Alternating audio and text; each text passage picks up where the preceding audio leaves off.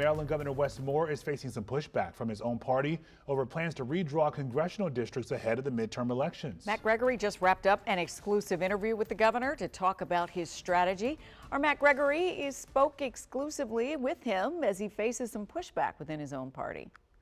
Tonight, redistricting passed its first hurdle, and now it moves on to the Maryland Senate, where it faces opposition from the Republican Party, but also from within the Democrat Party because of belief that it could be a risky move for the state to try.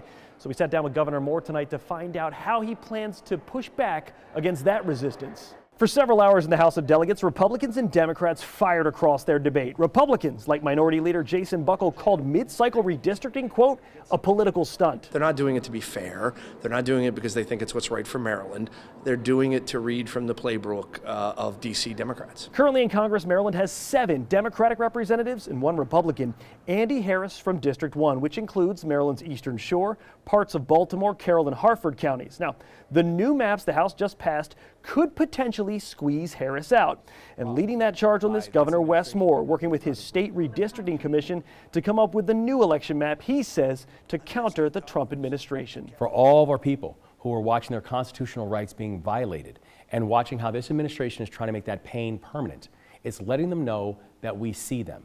And if the rest of the country is going to go through their process to determine what their map should look like in a mid-decade process, then my opinion and the opinion of the House of Delegates and the opinion of the people of the state of Maryland is, then why wouldn't Maryland? But like I said, there's opposition from within his own party. Senate President Bill Ferguson, who says the new maps will be challenged in Maryland courts, and he worries they could lose Democrat seats with it. How do you respond to that from the Senate President? We have been working with lawyers and judges this entire time, to include the former Attorney General of Maryland, who have all said that any of those fears are unfounded. We are going to protect our people.